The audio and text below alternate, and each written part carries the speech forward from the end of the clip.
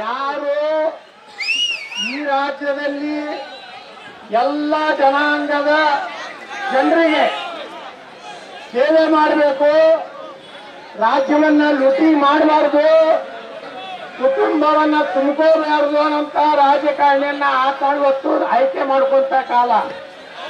ಇವತ್ತು ಕರ್ನಾಟಕದಲ್ಲಿ ಸಿದ್ದರಾಮಯ್ಯ ಸರ್ಕಾರ ಇಲ್ಲ, ಇದು ಔರಂಗಜೇಬನ ಸರ್ಕಾರ ಆಗಿದೆ. ಸಾಧುರಿಗೆ ಮೀಸಲಾತಿ, ಮುಸಲ್ಮಾನರಿಗೆ ಮೀಸಲಾತಿ, ಮುಸಲ್ಮಾನರಿಗೆ ಕಾಂಟ್ರಾಕ್ಟ್ ಅಲ್ಲಿ ರಿಸರ್ವೇಶನ್, ನಾವೆಲ್ಲ ಕೊಟ್ಟಂತ ದುಡ್ಡು ವಕಫ್ ಬೋರ್ಡಿಗೆ. ಇಂಥ ಭ್ರಷ್ಟ ಮುಸ್ಲಿಂ ಸರ್ಕಾರ ಕರ್ನಾಟಕದಲ್ಲಿ ಬೇಕಾ? ಸಾಕುರೆಲ್ಲ ನಾಟ ಗೊತ್ತಾಗಿದೆ. ಎಲ್ಲರೂ ಅಡ್ಜಸ್ಟ್ಮೆಂಟ್ ರಾಜಕಾರಣ. ವಿಧಾನಸಭೆಯಲ್ಲಿ ಮಾತಾಡುವುದು ಬೇರೆ, ರಾತ್ರಿ ಸಿದ್ದರಾಮಯ್ಯ ಮನೆಗೆ ಹೋಗುವುದೇ ಬೇರೆ, ಮನೆಗೆ ಇರುವುದೇ ಬೇರೆ. ಆದ್ರೆ ಇಡೀ ಕರ್ನಾಟಕ ಜನರನ್ನ ಮೋಸ ಮಾಡ್ಕೋತ ಬಂದಿದ್ದಾರೆ ಬಂಧುಗಳೇ. ಈಗ ಕಾಲ ಬದಲಾವಣೆ ಆಗಿದೆ.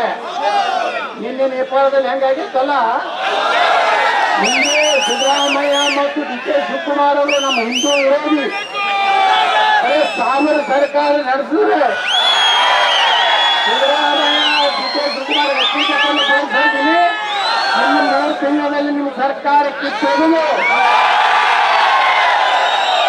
ಹಿಂದೂ ಪರವಾಗಿರುವಂತ ಒಂದು ಸರ್ಕಾರ ಬರಬೇಕಾದ ಅನಿವಾರ್ಯತೆ ಇವತ್ತು ಬರ್ಲಾಕತ್ತೀವಿ. ಯಾಕಂದ್ರೆ ನೋಡಿ, ಇವತ್ತು ನಮ್ಮ ಗಣಪತಿ ಈ ದೇಶದ ಯಾವುದೇ ಮೂಲೆಯಲ್ಲಿ ಅಂತ ದೊಡ್ಡ ಮಸೂದಿ ಇದ್ರು ಅದ್ರ ಮುಂದೆ ಆಯ್ದು ಹೋಗುವಂತ ಅಧಿಕಾರ ನಮಗಿದೆ. ನೂರಾರು ಮಕ್ಕಳು ಪಾಕಿಸ್ತಾನ ಕೊಟ್ಟು ಬಿಟ್ಟೇಳಿ ಹೋಗ್ರಿ ಮಕ್ಕಳ ಅಲ್ಲಿ. ಇವರ ಮಸೂದಿ ಮುಂದೆ ಬಾರಿಸಬಾರ್ದಂತೆ. ಯಾರ ಪಾಪ ನಮ್ಮ ದಲಿತರು ಅವರ ಅಂತ್ಯಕ್ರಿಯೆಗೆ ಹೋಗುವಾಗ ತಮಟೆ ಬಾರಿಸಬಾರ್ದಂತೆ. ಇವ್ರು ಕಟ್ಟಿದಂತ ಮಸೂದಿನೇ ಇಲ್ಲಿಗಲ್ಲಿದೆ. ಇನ್ನು ಮುಂದೆ ಕರ್ನಾಟಕದಲ್ಲಿ ಇದು ನಡೆಯುವುದಿಲ್ಲ. ನೀವೆಲ್ಲ ಆಶೀರ್ವಾದ ಮಾಡಿದ್ರೆ